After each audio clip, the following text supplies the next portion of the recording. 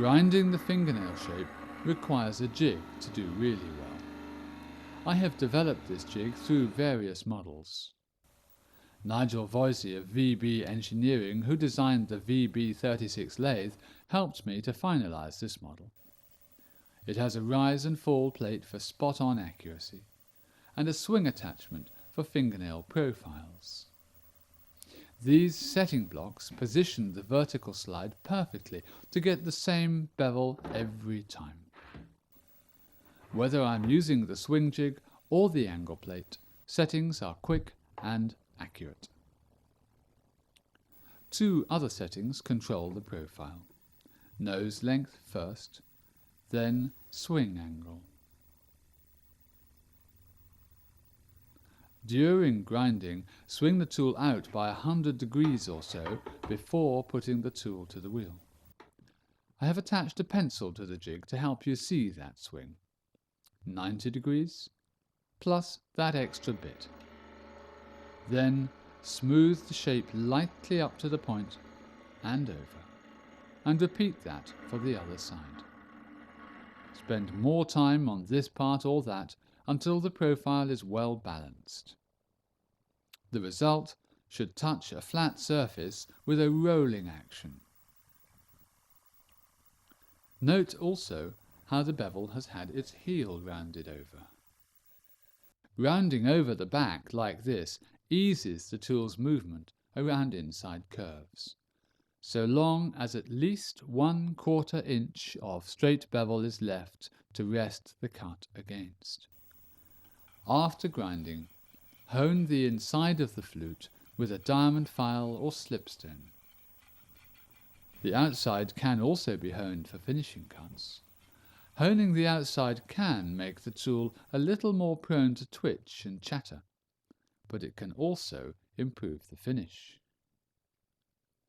The nose angle on this one is about 64 degrees, sloping round to a side angle of about 45. Traditional gouges have one angle all the way round.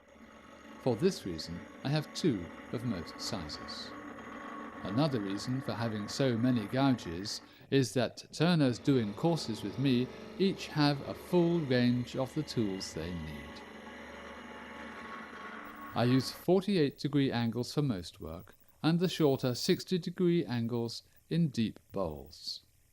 I also use 42-degree angles for fine detailing and 64-degree angles in very deep bowls. The longer the bevel, the sweeter the cut, on most woods. Shorter angles are easier to control, especially in deep bowls. Also, brittle woods cut cleaner with short angles. You can of course get by well enough with one gouge ground to about 50 to 55 degrees. The traditional profile is far easier to grind, as well as getting better results. I shall use this pencil as an indicator to show you more. The rise and fall plate sets onto a block to give the angle. The gouge is held in line with the wheel and rolled just until the pencil is vertical, or maybe 5 degrees past. No more. The result should be nice and straight. Not flat, angled back a bit, but really straight. Little or no gap should be visible under a flat surface. The edge should meet this flat surface so closely that the point of a well-sharpened pencil will not fit anywhere under it. Dress the inside, keeping the stone inside the flute. Do not tip the stone. For this finishing cut, I am also going to dress the outside. Take great care to keep the stone dead in line with the bevel. I hold mine like this, so that it is balanced on the bevel and cannot ride up at an angle. This is now ready for the finest of cuts.